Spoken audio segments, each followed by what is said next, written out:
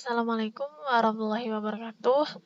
Baiklah, perkenalkan nama saya Titania Nurhaliza dengan NIM C1C02123 dari kelas R12. Di sini saya ingin memenuhi tugas mata kuliah perpajakan mengenai Undang-Undang Nomor 36 Tahun 2008 tentang pajak penghasilan. Nah, tanpa berlama-lama lagi, langsung saja ke materi yang pertama yaitu pajak penghasilan. Nah, pajak penghasilan memiliki pengertian. Pajak penghasilan adalah pajak yang dikenakan kepada orang pribadi atau badan atas penghasilan yang diterima atau diperoleh dalam suatu tahun pajak. Penghasilan yang dimaksud dapat berupa keuntungan usaha, gaji, honorarium, hadiah, dan yang lainnya. Nah, selanjutnya yaitu subjek pajak. Subjek pajak adalah orang pribadi atau badan yang diwajibkan membayar pajak berdasarkan kemampuan dan kondisinya. Nah, dalam pasal 2, subjek pajak adalah orang pribadi atau perseorangan dan warisan yang belum terbagi sebagai suatu kesatuan. Pajak penghasilan dikenakan terhadap subjek pajak atas objek pajak berupa penghasilan yang diterima atau diperolehnya dalam tahun pajak. Subjek pajak merupakan pihak yang dikenakan pajak berdasarkan undang-undang perpajakan. Subjek pajak memiliki beberapa jenis. Yang pertama yaitu subjek pajak dalam negeri. Nah, subjek pajak dalam negeri ialah orang pribadi yang bertempat tinggal di Indonesia. Orang pribadi yang berada di Indonesia lebih dari 183 hari dalam jangka waktu 12 bulan, atau orang pribadi yang dalam suatu tahun pajak berada di Indonesia dan mempunyai niat untuk bertempat tinggal di Indonesia. Yang kedua yaitu badan yang didirikan atau bertempat kedudukan di Indonesia, kecuali unit tertentu dari badan pemerintah yang memenuhi kriteria. Yang kedua itu subjek pajak luar negeri. Nah, subjek pajak luar negeri ialah orang pribadi yang tidak bertempat tinggal di Indonesia. Orang pribadi yang berada di Indonesia tidak lebih dari 183 hari dalam jangka 12 bulan, dan badan yang didirikan dan tidak bertempat kedudukan di Indonesia, yang menjalankan usaha atau melakukan kegiatan melalui bentuk usaha tetap di Indonesia, dan orang. Nah, yang ketiga yaitu bentuk usaha tetap. Bentuk usaha tetap merupakan subjek pajak yang perlakuan perpajakannya dipersamakan dengan subjek pajak badan. Bentuk usaha tetap adalah bentuk usaha yang dipergunakan oleh orang pribadi yang tidak bertempat tinggal di Indonesia. Nah, orang pribadi yang berada di Indonesia tidak lebih dari 183 hari dalam jangka waktu 12 bulan.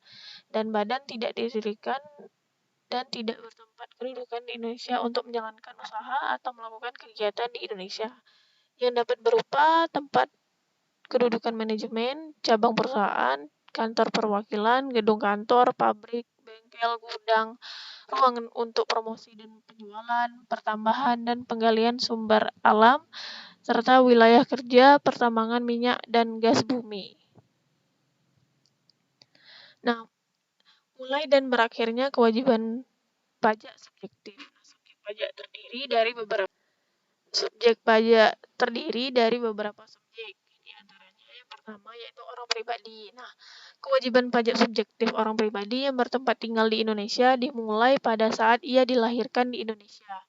Kewajiban pajak subjektif orang pribadi yang berada di Indonesia lebih dari 183 hari dalam jangka waktu 12 bulan, atau orang pribadi yang dalam suatu tahun pajak berada di Indonesia dan mempunyai niat untuk bertempat tinggal di Indonesia, dimulai sejak hari pertama ia berada di Indonesia. Kewajiban pajak subjektif orang pribadi berakhir pada saat ia meninggal dunia atau meninggalkan Indonesia untuk selama-lamanya. Yang kedua yaitu warisan yang belum terbagi. Nah, sebagai satu kesatuan menggantikan yang berhak, yaitu ahli waris, penunjukan warisan yang belum terbagi sebagai subjek pajak pengganti dimaksudkan agar pengenaan pajak atas penghasilan yang berasal dari warisan tersebut tetap dilaksanakan. Nah, yang ketiga yaitu badan. Badan merupakan sekumpulan orang atau modal yang merupakan kesatuan baik yang melakukan usaha maupun yang tidak melakukan usaha, yang meliputi perseroan terbatas, perseroan komanditer, perseroan lainnya, badan usaha milik negara atau badan usaha milik daerah dengan nama dan dalam bentuk apapun. Firma, kongsi, koperasi, dana pensiun, persekutuan, perkumpulan, yayasan, organisasi massa, organisasi sosial politik, atau organisasi lainnya. Lembaga dan bentuk badan lainnya termasuk kontrak investasi kolektif dan bentuk usaha tetap.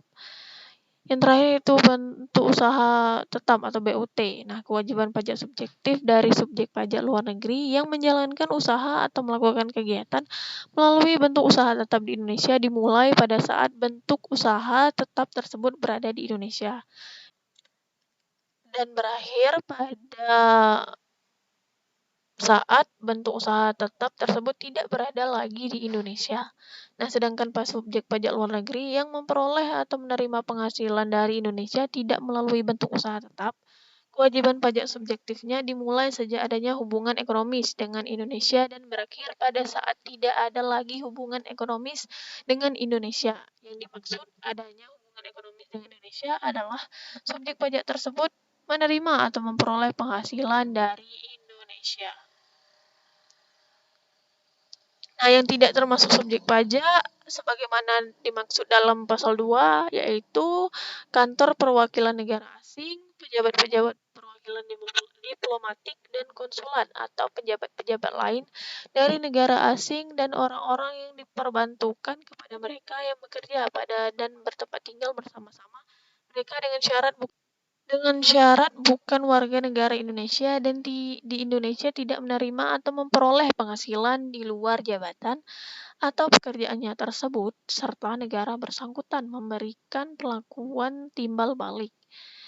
Organisasi internasional dengan syarat Indonesia menjadi anggota organisasi tersebut dan tidak menjalankan usaha atau kegiatan lain untuk memperoleh penghasilan dari Indonesia selain memberikan pinjaman kepada pemerintah yang dananya berasal dari iuran para anggota.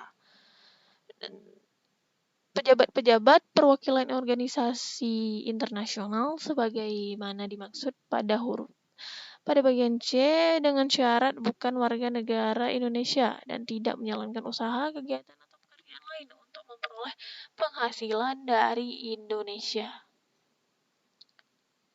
Selanjutnya yaitu objek pajak. Nah, yang menjadi objek pajak adalah penghasilan, yaitu setiap tambahan kemampuan ekonomis yang diterima atau diperoleh wajib pajak baik yang berasal dari Indonesia maupun dari luar Indonesia. Yang dapat dipakai untuk konsumsi atau untuk menambah kekayaan wajib pajak yang bersangkutan dengan nama dan dalam bentuk apapun.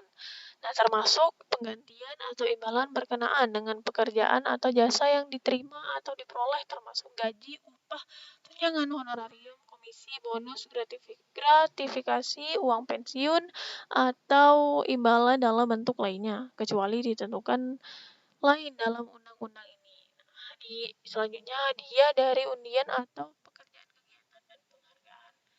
Harta laba usaha, keuntungan karena penjualan atau karena pengalihan harta, penerimaan kembali, pembayaran pajak yang telah dibebankan sebagai biaya dan pembayaran tambahan pengembalian pajak, serta bunga yang termasuk premium, diskonto, dan imbalan karena jaminan pengembalian utang. Dividen dengan nama dan dalam bentuk apapun termasuk dividen dari perusahaan asuransi kepada pemegang polis dan pembagian sisa hasil usaha koperasi. Dan juga royalti atau imbalan atas penggunaan hak, sewa dan penghasilan lain sehubungan dengan penggunaan harta dan penerimaan atau perolehan pembayaran berkala. Nah, yang bukan objek pajak yang dikecualikan dari objek pajak adalah bantuan atau sumbangan, yaitu termasuk zakat yang diterima oleh badan amil zakat atau lembaga amil zakat yang dibentuk atau disahkan oleh pemerintah dan yang diterima oleh penerima zakat yang berhak atau sumbangan keagamaan yang sifatnya wajib bagi pemeluk agama yang diakui di Indonesia. Yang kedua yaitu warisan. Yang ketiga harta, yang termasuk setoran tunai yang diterima oleh badan sebagaimana yang dimaksud dalam pasal 2 ayat 1 huruf B sebagai pengganti saham atau sebagai pengganti penyertaan modal. Yang keempat yaitu penggantian atau imbalan sehubungan dengan pekerjaan atau jasa yang diterima oleh atau diperoleh dalam bentuk natural atau kenikmatan dari wajib pajak atau pemerintah, kecuali yang diberikan oleh bukan wajib pajak. Nah, wajib pajak yang dikenakan pajak secara final atau wajib pajak yang menggunakan norma perhitungan khusus atau dim profit yang sebagaimana dimaksud dalam pasal 15. Yang kelima yaitu pembayaran dari perusahaan asuransi kepada orang pribadi sehubungan dengan asuransi kesehatan, asuransi kecelakaan, asuransi jiwa, asuransi dwi guna, dan asuransi beasiswa. Yang keenam yaitu dividen atau bagian laba yang diterima atau diperoleh perseroan terbatas sebagai wajib pajak dalam negeri, koperasi, badan usaha milik negara, atau badan usaha milik daerah dari penyertaan modal pada badan usaha yang didirikan dan bertempat kedudukan di Indonesia dengan syarat dividen berasal dari cadangan laba yang ditahan dan bagi perusahaan terbatas, badan usaha milik negara, dan badan usaha milik daerah yang menerima dividen.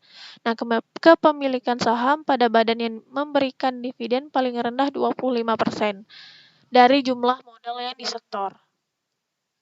Nah, tak terasa sudah sampai di penghujung materi yang sudah saya sampaikan tadi. Nah, apabila terdapat kesalahan pengucapan, saya mohon maaf. Sekian dari saya. Wassalamualaikum warahmatullahi wabarakatuh.